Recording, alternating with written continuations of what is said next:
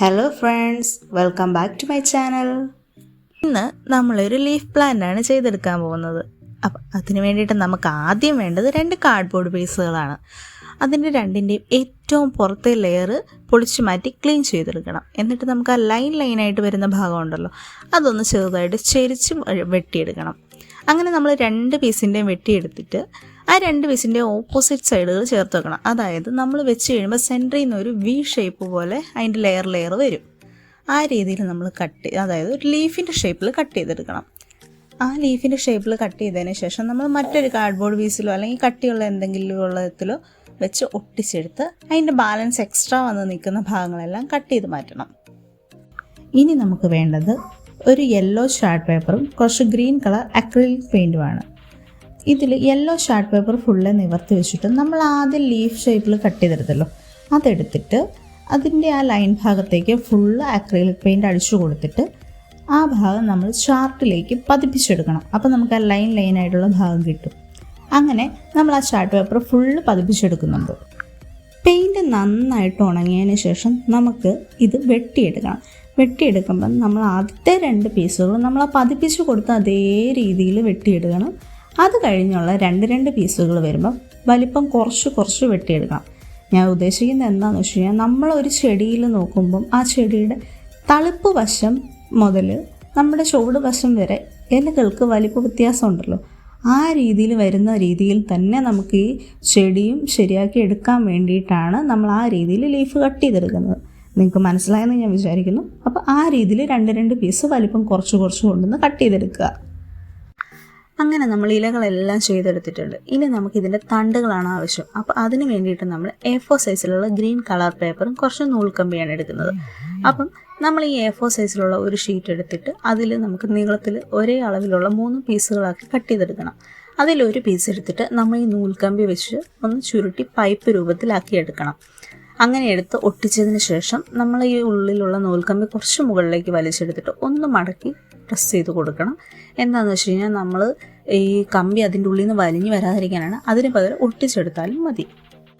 അങ്ങനെ നമ്മൾ തണ്ടുകളും ചെയ്തെടുത്തു. ഇനി നമുക്ക് ഈ ഇലയും തണ്ട് യോജിപ്പിച്ച് കൊടുക്കണം. അതിന് നമ്മൾ തണ്ടുകൾ ഇലയുടെ മറുവശം തിരിച്ചിട്ടിട്ട് അവിടുന്ന് സെൻറ്റർ ഭാഗത്ത് നിന്ന് താഴേക്ക് തണ്ട് വെച്ച് കൊടുത്തിട്ട് അവിടെ നിന്ന് വളച്ചു കൊടുക്കണം.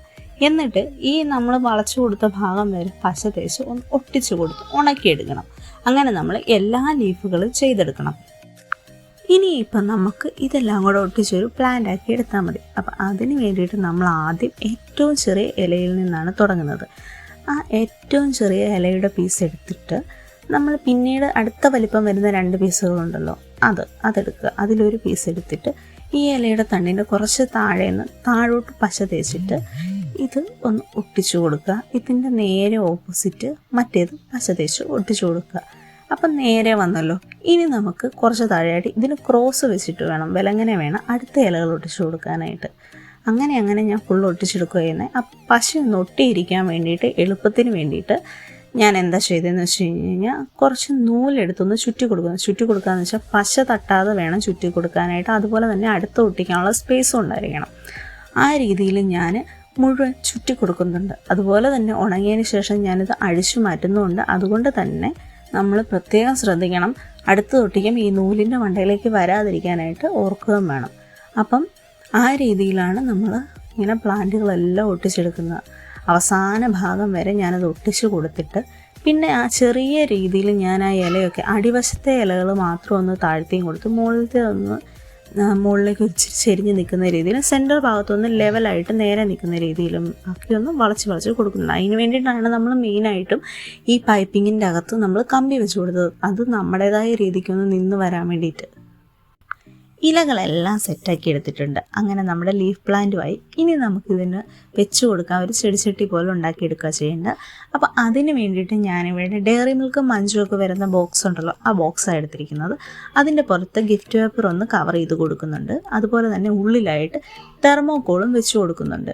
അപ്പം നമ്മൾ ഈ തെർമോക്കോളിൻ്റെ ഉള്ളിലേക്ക് ഇറക്കി കൊടുത്തിട്ട് എക്സ്ട്രാ വരുന്ന, അതായത് കുറച്ച് നീളക്കൂടുതൽ തോന്നിക്കഴിഞ്ഞാൽ ഞാനത് അകത്തേക്ക് വളച്ച് 4 സൈഡിലേക്ക് വെക്കുക ചെയ്ത്. അതാകുമ്പോൾ നമ്മളുടെ ഈ പ്ലാന്റ് ഇളകി അങ്ങോട്ടും ഇങ്ങോട്ടും ആടാതിരിക്കും. അപ്പോൾ അതിന് വേണ്ടിയിട്ട് ഞാൻ അങ്ങനെയാണ് ചെയ്തത്. അപ്പോൾ നിങ്ങൾക്ക് വീഡിയോ ഇഷ്ടപ്പെട്ടെന്ന് വിചാരിക്കുന്നു. ഇഷ്ടപ്പെട്ട് കഴിഞ്ഞ് കഴിഞ്ഞാൽ നിങ്ങളുടെ അഭിപ്രായങ്ങളും കമൻറ്റിലൂടെ അറിയിക്കാൻ മറക്കരുത്. അതുപോലെ തന്നെ സപ്പോർട്ട് ചെയ്യാനും മറക്കരുതേ.